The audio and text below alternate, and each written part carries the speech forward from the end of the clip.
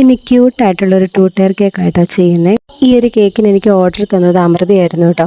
അപ്പോൾ അമൃത പറഞ്ഞതനുസരിച്ചുള്ള കളർ കോമ്പിനേഷനും പിന്നെ ആ ഒരു ഡിസൈനൊക്കെയാണ് ഞാൻ ഫുള്ള് വെച്ചിരിക്കുന്നത്.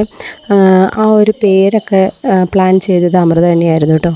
ഞാൻ അയച്ചു കൊടുത്ത മോഡലിൽ നിന്ന് കണ്ടുപിടിച്ച ഒരു ഡിസൈനായിരുന്നു കേട്ടോ. അപ്പോൾ അവർക്ക് ഈ ബ്ലൂ കളറായിരുന്നു അതിൻ്റെ ബാക്ക്ഗ്രൗണ്ടായിട്ട് വേണ്ടതെന്ന് പറഞ്ഞിരുന്നത്.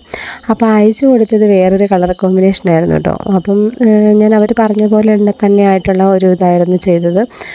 പക്ഷേ എനിക്കൊരു ആദ്യം വെച്ചപ്പോൾ എനിക്കൊരു ഡൗട്ടൊക്കെ തോന്നിയായിരുന്നു, ഇനി അത് കറക്റ്റ് സ്യൂട്ട് ആവില്ലേ, കളർ കോമ്പിനേഷൻ ആകില്ല എന്നൊക്കെ തോന്നിയായിരുന്നു. പക്ഷേ എനിക്ക് ഒത്തിരി അങ്ങ് ഇഷ്ടപ്പെട്ടു കേട്ടോ. പിന്നെ ഒരു അമളി പറ്റിയത് എന്താണെന്ന് വെച്ച് കഴിഞ്ഞാൽ, അവർ വരാമെന്ന് പറഞ്ഞാൽ കറക്റ്റ് സമയത്ത് അവർക്ക് വരാൻ പറ്റിയില്ല. വണ്ടിക്ക് എന്തോ പ്രോബ്ലമൊക്കെ വന്നു കേട്ടോ.